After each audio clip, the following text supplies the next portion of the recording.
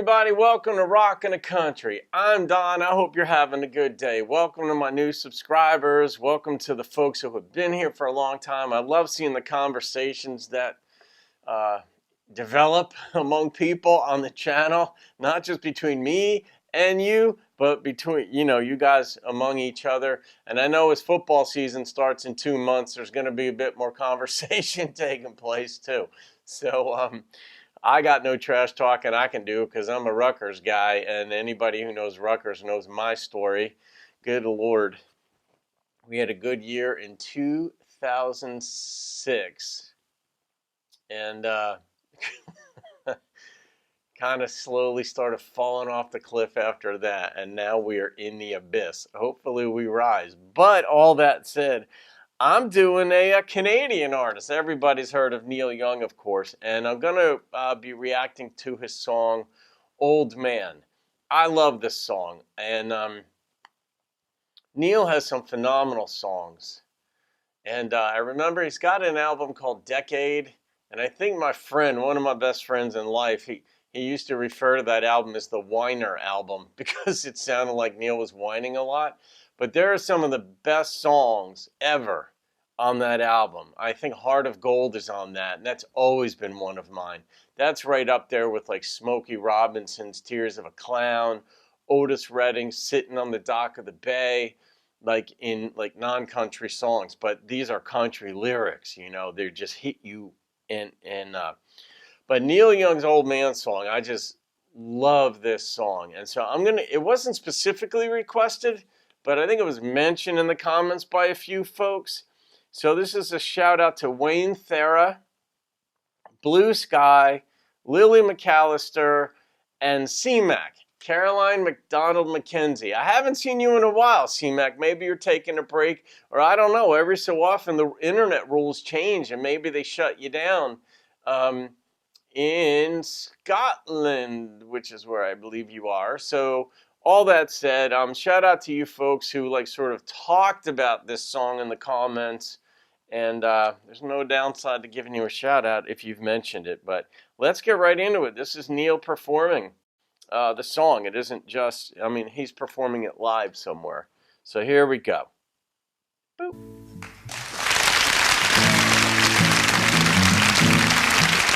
Thank you.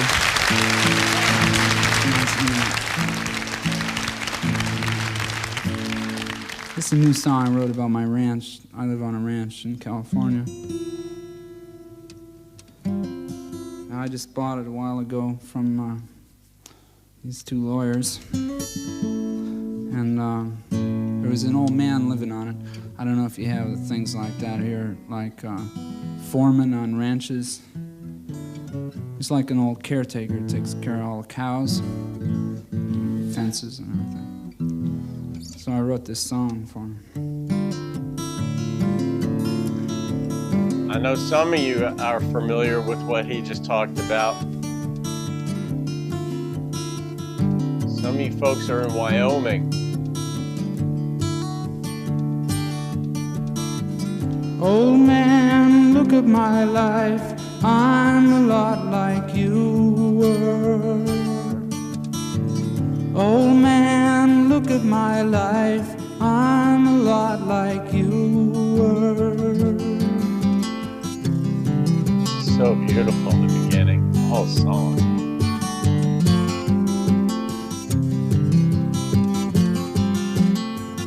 Old man, look at my life.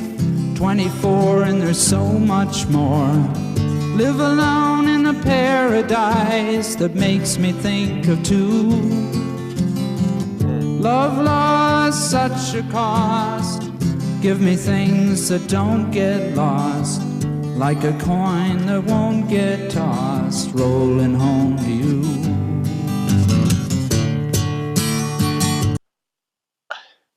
All right, question. I've always wondered what that line meant. Do some of you guys have a read on that line where he says, that makes me think of two? I don't know what that two is referring to. Maybe it's painfully obvious and I'm missing it, but I've not been able to figure out, no matter how many times I've listened to this song, who or what he's referring to there. If you got a read on that, let me know in the comments, please.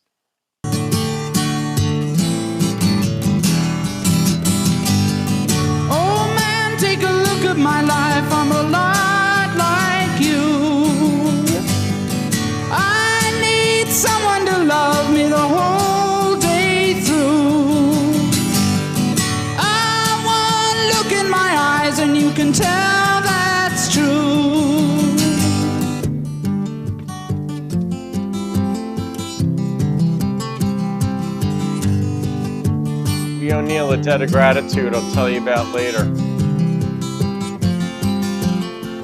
Lullabies look in your eyes, run around the same old town. Doesn't mean that much to me, to mean that much to you. I've been first and last, look at how the time goes past. But I'm all alone at last, rolling home to you.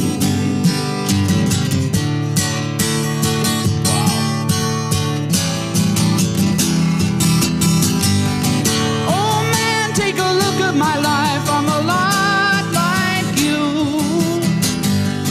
I need someone to love me the whole day through. I want to look in my eyes and you can tell that's true. Slows it right down there. That's musicianship right there. Oh man, look at my life, I'm a lot like you were. Oh man, look at my life, I'm a lot like you were.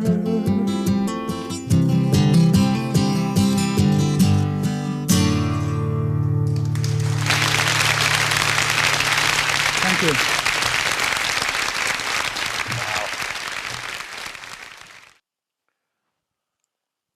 You know, Neil is just unique. I don't know if I would say an original, because that's not the same as unique, but when I said we owe him a debt of gratitude, I was reading Jules' biography. She wrote it. It was her memoir, and it was something like 500 pages long. And I read this about 5 years ago or so, 3 years ago, whatever it was. And I had no idea how brutal her upbringing was. It's absolutely, I mean, I bought a copy for my sister, in fact, and my younger sister. And I was like, you want to read about somebody you look, I mean, she's beautiful, beautiful voice. She's, successful, gets to tour. She's living the life.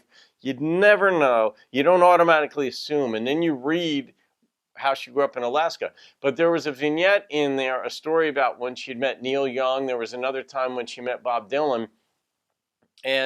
But Neil had told her, and this is the debt of gratitude, do not play to radio. And, the message was simple. It's like, you do your art, you write your lyrics, you be who you are, don't let them change you. And that explains why we get Neil's music the way we get it. He writes the lyrics, he writes the music, and he has an attitude of, I don't care what you think of me. I think there's a balance to be struck in life. You want to care a bit what people think of you, because they're giving you cues as to whether or not, you're repugnant as a human being. So you want to you want to be you, but we need to fit within the context of a broader society. But when it comes to music, or any artistry, or any part of you leaving your stamp in this world, if that's your desire, lyricism and poetry and books and words and all that, those can just leave your stamp. Jewel, actually, I got to review.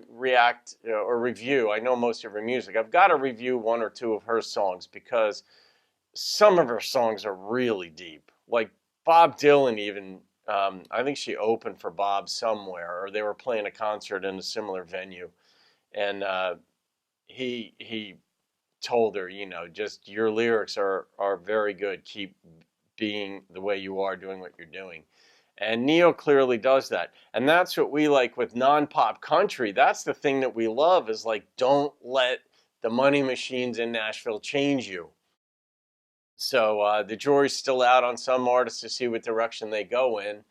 Mo Pitney, I know we're all looking forward to him staying as he is and not going pop. We'll see what his next album is, for instance. So, all right, I'm not rating that song. That's just a classic. I'm going to put that on my classic songs not rated playlist, because that was just so good. So shout out again to Wayne Thera Hope I'm saying that correctly, Wayne. Blue Sky, Lily McAllister, and C-Mac. All right, that's it, guys. Hit the like and subscribe button if you haven't done that already, and join the fam. All right, guys, that's it. Have a great day. See you on another video. Keep rocking the country.